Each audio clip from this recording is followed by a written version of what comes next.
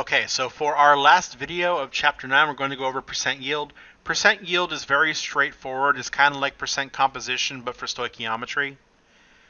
So just to get into this really quick, percent yield is how much you made divided by how much you should have made. Right, so the amount you actually made, which is usually going to be given to you as part of the question, and the amount you should have made, or the amount that was predicted by a stoichiometry problem, where you have to do out the problem to get that amount. Just divide the two, that gives you the percentage.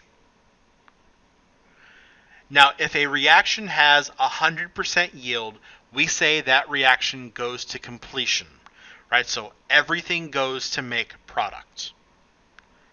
And just as a quick example, if we go through our silver reaction that we've been working with for the last couple of videos, let's say that it only wound up making 0.630 grams of pure silver. What's our percent yield? Well, we made 0.630 grams. If we go back through our notes, we figured out that the reaction should have made 0.921 grams, right? That was its calculated amount. And that winds up giving us 68.4% limiting reactant, 68.4% yield. Right, so that's percent yield. Again, very straightforward calculation. We've done it a handful of times before with a bunch of other different things. Now, I said 100% goes to completion. Why could we have less than 100%? So why doesn't every reaction produce the amount of product that it should? Well, there are a couple of fairly common answers to this. The first one is that the reaction is reversible. If a reaction is reversible, that means it can undo itself, so it will eventually reach what's called equilibrium, where it will only go part of the way, and then for every molecule of product you're making, one of those molecules of product is breaking up to reform the reactants. So you just have this constant concentration, and it's not going to move past that amount. Some reactions, especially in organic chemistry, may produce multiple different side products as part of the reaction.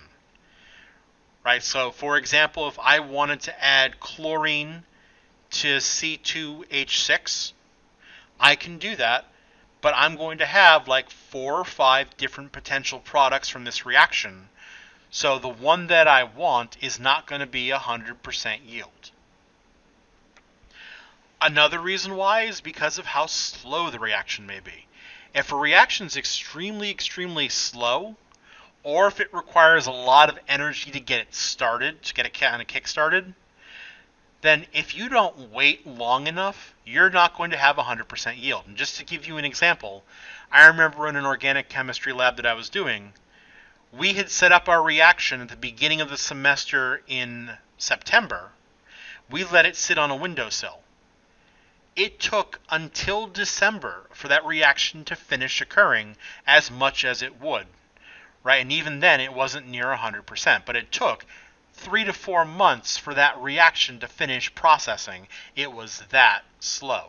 So if I'd have taken it any time in like October or November, I would have gotten a very, very, very low yield because of how slow it is.